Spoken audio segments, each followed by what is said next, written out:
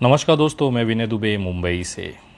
ये वीडियो है जवाब उन लोगों का जो लगातार सोशल मीडिया पर मुझे टैग कर कर, मेरे कमेंटों में आकर, मुझे मैसेज कर कर ये पूछ रहे हैं कि विनय दुबे उदयपुर कन्हैया लाल परिवार से मिलने जाएगा या नहीं।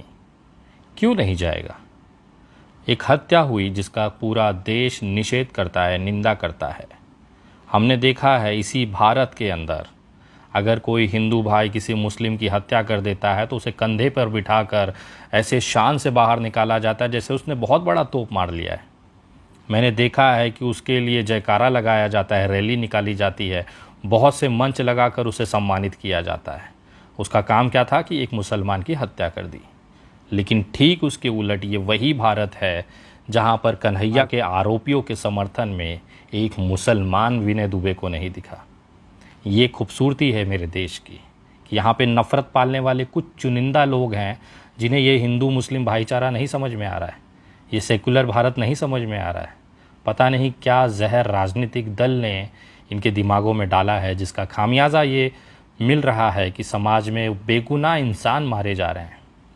राजनीतिक तौर पर अगर बात की जाए तो कांग्रेस की सरकार है राजस्थान में, और उत्तर प्रदेश में खुद हिंदुत्व के बहुत बड़े ठेकेदार योगी आदित्यनाथ जी हैं। इन दो सरकारों में क्या फ़र्क है आपको पता है? कन्हैया लाल के लिए राजस्थान सरकार ने 51 लाख रुपए दिए। खुद मुख्यमंत्री उनके घर पे जाते हैं, मुलाकात करते हैं, उस परिवारों को 51 लाख रुपया दिया जाता है। क्राउड फंडिंग की जाती है, 1,25,00,000 रुपए कल तक जमा हुए थे। राजस्थान सरकार ने उनको के परिवार के 2 लोगों को सरकारी नौकरी दी है। आरोपियों को इतना तोड़ा गया है कि कोर्ट ले जाते समय वो ठीक से चल नहीं पा रहे थे। आज आरोपी एनआईए की कस्टडी में हैं और पूरा जिस तरह से तैयारी राजस्थान सरकार ने की है न्याय दिलाने के लिए, उसको मैं सैल्यूट करता हूँ। लेकिन इसके ठीक उलट 2 घटनाएं मैं आपको दिखाऊंगा कि उत्तर प्रदेश में हिंदुत्व के बहुत बड़े चेहरे योगी आदित्यनाथ की सरकार में चंदन गुप्ता की हत्या हो जाती है। कासगंज में जब वो तिरंगा यात्रा निकालता है तो उसकी हत्या कर दी जाती है। आज भी उसका परिवार न्याय के लिए रो रहा है। आज भी उसकी माँ जब किसी मिनिस्टर के दरवाजे पे जाती है तो उससे मिला नहीं जाता है। दूसरा, कमलेश तिवारी, एक हिंदुत्ववादी चेहरा जिसने अपने कंधे पर हिंदुत्व का चोला ओढ़कर देश में बदलाव के लिए निकला। उसे मुस्लिम समझ के 2 लड़कों ने हत्या कर दी। बहुत बड़ी साजिश निकली। आज भी उसका परिवार न्याय के लिए तड़प रहा है। क्या कोई सरकारी मदद उनको मिली? क्या चंदन गुप्ता के परिवार को किसी को सरकारी नौकरी दी गई? क्या कमलेश तिवारी के परिवार को कोई आर्थिक मुआवजा या सरकारी नौकरी दी गई? इन लोगों जैसे लोगों का केवल इस्तेमाल सरकार अपना हिंदुत्व चलाने के लिए रखती है। वास्तविकता ये है, आपकी मौतों से भारतीय जनता पार्टी और उनके जो हिंदुत्ववादी ठेकेदार हैं उनको कोई लेना देना नहीं है। लेकिन इस देश की जो नफ़रत भरा माहौल है उसमें केवल आरोपी मुसलमान होगा तभी सड़कों पर निकला जाएगा, आंदोलन किया जाएगा, बड़ी संख्या में हत्या करने के लिए आह्वान किया जाएगा, भड़काऊ नारे लगाए जाएंगे। आपको याद दिलाना चाहूँगा, ज़्यादा दिन नहीं बीता है तब कहाँ आपके आंसू रुक गए थे, आपकी जो दिल की जो तकलीफ़ थी हत्या होने पर वो रुक गई थी जब रांची में 16 साल के मुदस्सिर को गोली मार दी गई थी। तब तो जश्न मनाया जा रहा था मुदस्सिर की हत्या पर। आप लोग जानना चाह रहे हैं ना विनय दुबे उदयपुर जाएगा कि नहीं जाएगा। मेरी पूरी संवेदनाएं कन्हैया लाल के परिवार के साथ हैं। क्राउड फंडिंग के जरिए जो कि कपिल मिश्रा जी ने किया, 1,25,00,000 रुपए कल तक जमा हुए। गहलोत सरकार ने, राजस्थान सरकार ने 51 लाख रुपया दिया। उनके परिवारों के 2 लोगों को सरकारी नौकरी मिली। उसके बाद भी एनआईए केस देख रही है और आरोपियों को जल्द फांसी तक पहुंचाया जाएगा, ये देश देखेगा। क्योंकि वहाँ पर भाजपा की सरकार नहीं है कि इस तरह के हत्याओं को केवल राजनीतिक इस्तेमाल करें और छोड़ दिया जाए। तो विनय दुबे केवल सांत्वना ही दे सकता है। उन्हें जो उचित मदद होनी थी वो लगभग हो चुकी है। विनय दुबे उस दरवाज़ों पर जाता है जहाँ पर कोई सुनवाई, कोई भी मदद नहीं होती है। मैं उन लोगों के साथ खड़ा रहता हूँ जिनका कोई जनाधार, कोई आधार नहीं है, कहीं से जिन्हें मदद नहीं मिलती। विनय दुबे उस दरवाज़ों पर जाता है। मैं रांची गया, मुदस्सिर के पहर तक मैं पहुंचा क्योंकि उसे सही में ज़रूरत थी, क्योंकि न सरकार सुन रही है, न कोई बहुत बड़ा नेता सुन रहा है। सारे लोगों ने उस माहौल में केवल फ़ोटो शूट किया, वीडियो बनवाई, अपनी संवेदनाएं मगरमच्छ के आंसू सोशल मीडिया पे रोए, लेकिन ज़मीन पर उतर कर वहाँ तक जाने का किसी के पास समय नहीं था, ना संवेदनाएं थी। मुंबई से 2000 किलोमीटर दूर रांची जाकर उस परिवारों को न केवल साथ दिया, बल्कि देश से तमाम लोगों से मैंने वो अपील की कि इस परिवार को मदद करें। आप तमाम लोगों ने मदद की और नतीजा क्या हुआ देखिए। मुंबई से विनय दुबे जी आए थे और उन्होंने सारी जानकारी ली और उन्होंने कहा है कि मैं आपके साथ हूँ, आपकी हर लड़ाई में सहयोग करूँगा।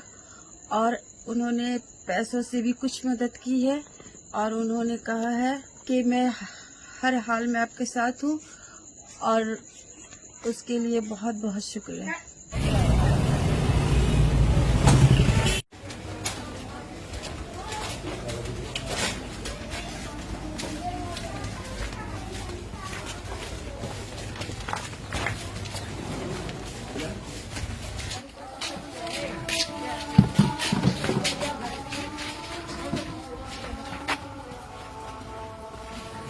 आज जो है ना गिलावट वगैरह हो रहा है, मतलब समाप्त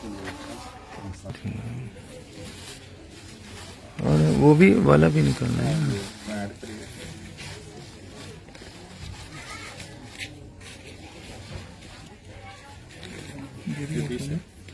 ये है, ये भी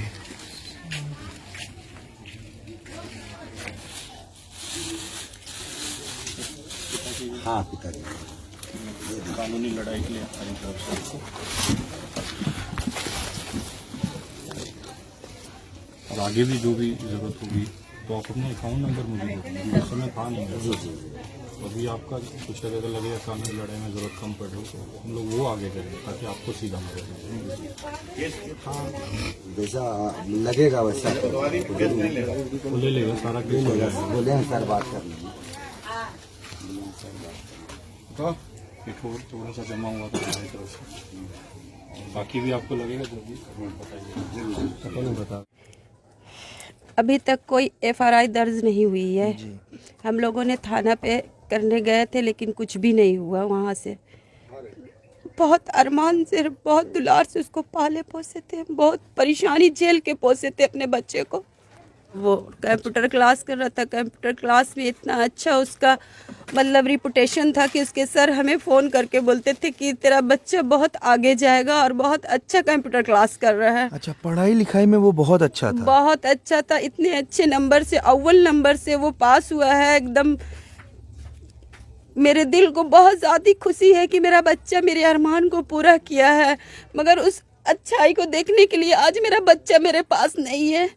वो आज रहता तो इतना खुश होता कि पूरे घर को अपने उठा देता कि मम्मी देखो मैं आज इतना अच्छा नंबर से पास हुआ हूँ, इतना अच्छा रिजल्ट लाया हूँ।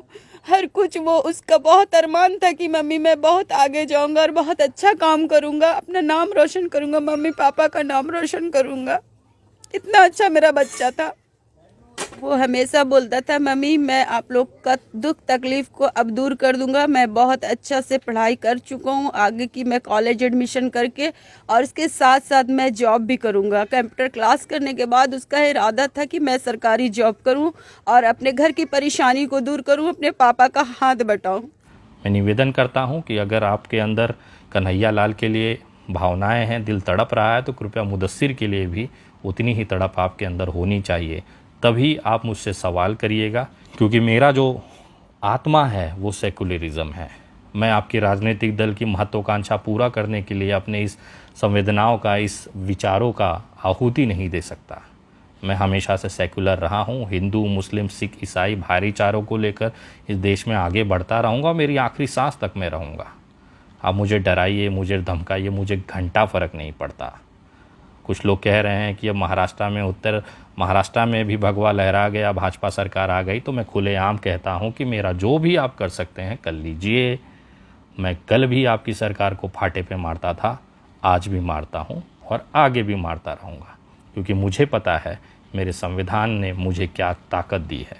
उस संविधानिक तरीके से मैं अपनी बात इस देश में रखूँगा और तुम असंवैधानिक तरीके से मेरा जो उखाड़ सकते हो उखाड़ लेना। जय हिंद, जय महाराष्ट्र।